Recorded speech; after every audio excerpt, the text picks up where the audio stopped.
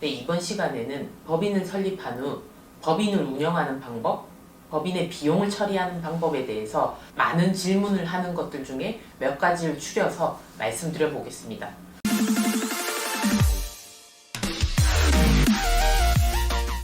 저는 되게 작은 부분이라고 생각해서 영상을 찍지 않았는데요. 생각해보니까 대표님들 입장에서는 당연히 모르시니까 이런 작은 부분도 궁금해 하실 것 같아서 이번 영상 주제를 잡게 됐습니다.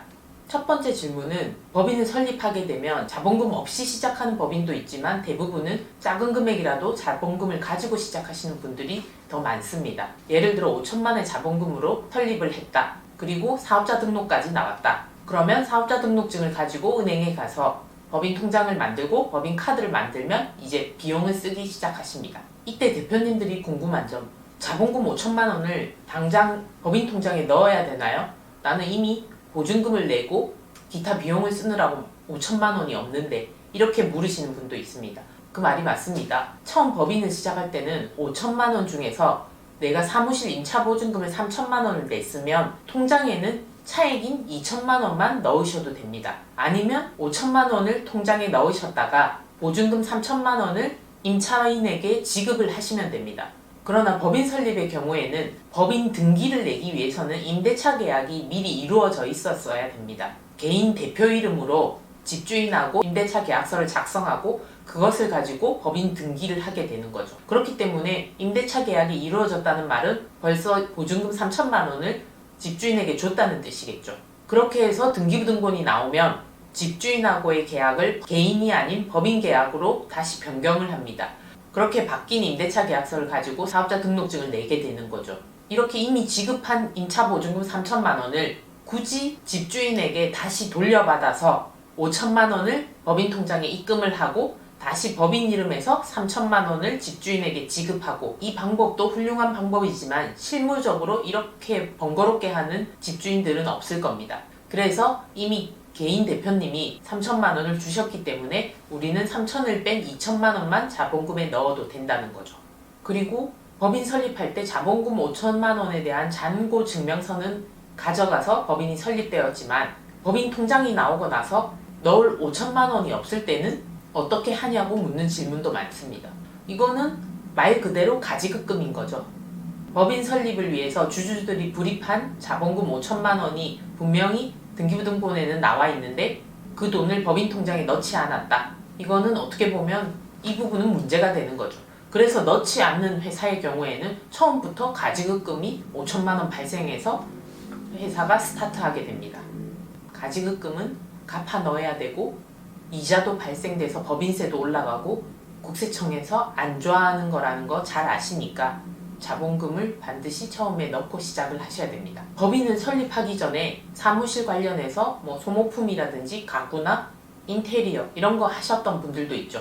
이런 분들의 경우에는 자본금 5천만 원 중에서 내가 보증금도 내고 나머지 소모품이나 인테리어도 2천만 원을 해버려서 5천만 원을 다 썼다. 이러면 당연히 법인 통장에 돈을 안 넣으셔도 되겠죠. 원칙은 자본금 5천으로 시작해서 그 돈으로 법인카드로 쓰고 또는 현금으로 주고 세금계산서를 받고 이렇게 하셔야 되는데, 실무적으로 법인 설립 전에 돈을 쓰는 게 어떻게 보면 더 당연합니다. 그래서 대표 개인카드로 쓰시든 또는 돈을 지급한 경우에는 사업자가 나오고 나서 세금계산서 발행 요청을 하시면 됩니다. 그리고 그 금액만큼을 본인이 자본금에서 빼가시면 되죠. 돈을 자본금만큼을 법인 통장에 넣었다면 내 개인 카드 영수증과 세금계산서를 첨부해서 그 금액만큼을 빼가셔도 되고, 아니면 처음부터 그 금액을 빼고 남은 자본금 금액을 법인 통장에 넣으셔도 됩니다. 그리고 두 번째 질문, 법인은 설립했는데 내가 당장 법인에 돈이 없어서 직원들 월급을 줄 수 없거나 이럴 경우에는 어떡하죠? 이런 질문을 하시죠. 자본금을 많이 넣어두셨으면 그 금액으로 회사 설립 비용을 쓰고 초기에 직원들 급여도 지급하고 하실 수 있으실 텐데, 작은 금액으로 시작하셨다면 이런 의문점이 생길 수도 있습니다. 이럴 때는 당연히 대표님이 본인 돈을 법인 통장에 넣게 되죠. 이 경우에는 언제든지 법인에 돈이 생기면 그 금액만큼을 다시 출금해 가시면 됩니다. 그걸 가수금이라고 하는데요. 만약에 은행에서 돈을 빌려와서 법인에 넣었다면 차입금이 되겠죠. 가수금도 부채의 일종이기 때문에 차입금과 비슷하다고 생각하시면 됩니다. 언제든지 대표님이 돈을 넣었다가 내가 넣은 금액만큼 법인의 돈이 생길 때 뽑아가시면 됩니다.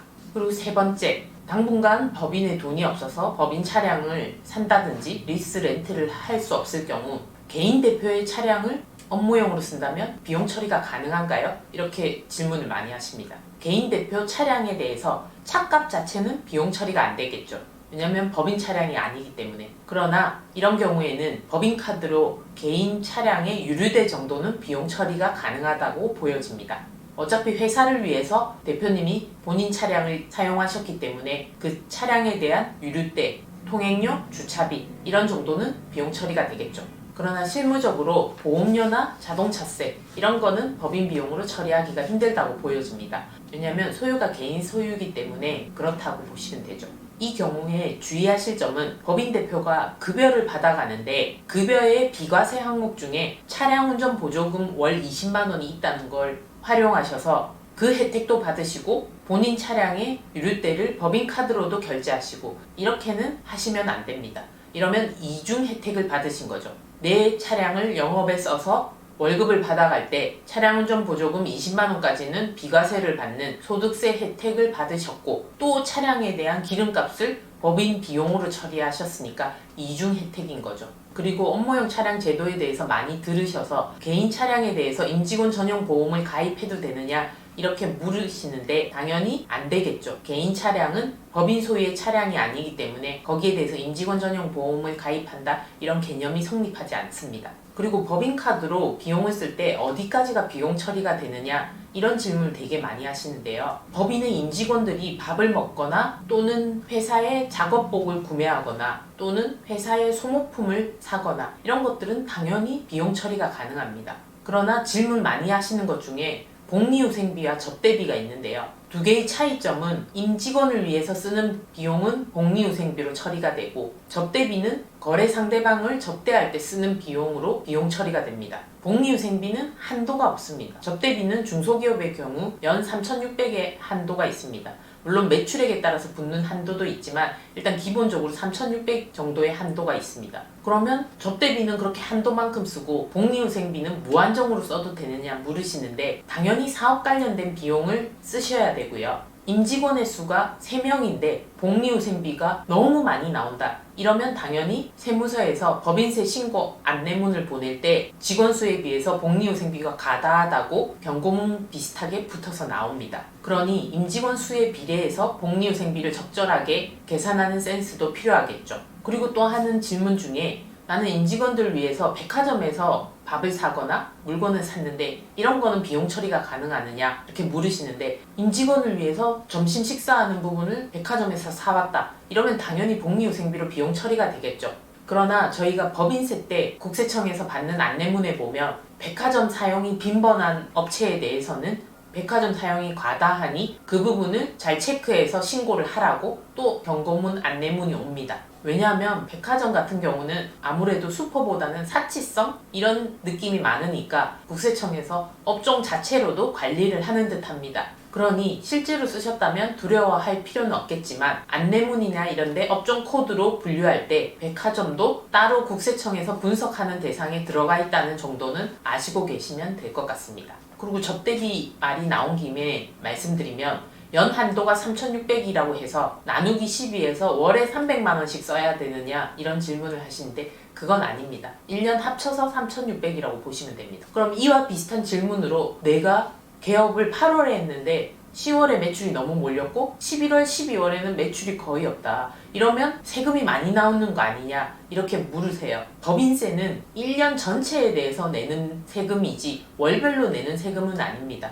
그래서 특정 월에 매출이 집중되어 있고 평월에 비용은 비슷하게 지출된다면 전체 1년 매출에서 전체 1년 비용을 빼서 법인세를 계산하기 때문에 월별로 매출이 크게 변동이 있다고 해서 법인세가 더 나오고 이러지는 않습니다. 그리고 법인카드를 쓸 때 사업장 소재지 근처가 아니고 다른 데서 많이 쓰는 경우에 이런 거는 문제가 되지 않느냐 질문을 하시죠. 당연히 사업장 근처에서 쓰시는 게 사업 용도라고 추정되는 것은 상식적입니다. 그러나 대표님 집 근처라든지 아니면 다른 동네에서 너무 많이 쓴다. 이런 것도 사실 문제가 될 수 있습니다. 시간대도 업무 시간이 아니고 늦은 밤 시간이나 새벽 시간 또는 주말에 이용을 많이 한다. 이러면 당연히 국세청 분석 대상에서 징후가 나타나겠죠. 요즘 국세청은 전산 시스템을 통해서 분석을 잘하기 때문에 시간대나 공휴일 이런 것도 많이 체크를 하고 있습니다.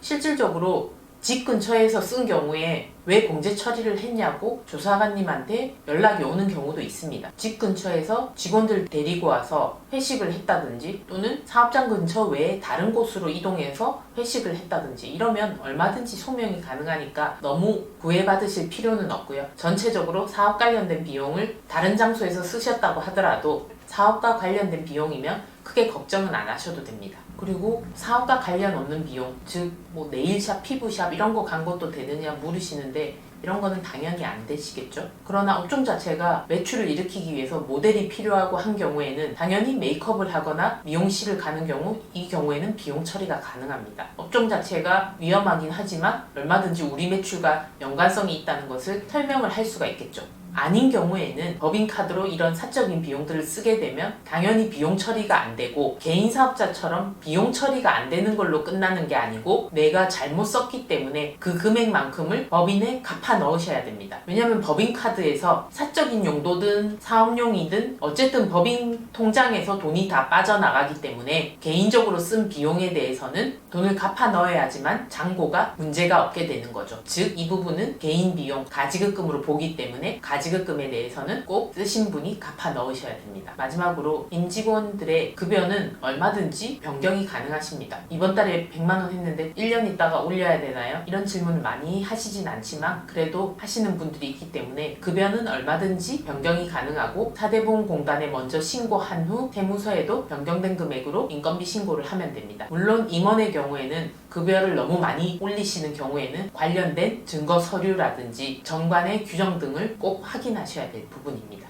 다음 시간에도 질문을 많이 하시는 유형들을 뽑아서 다시 답변을 드리도록 하겠습니다.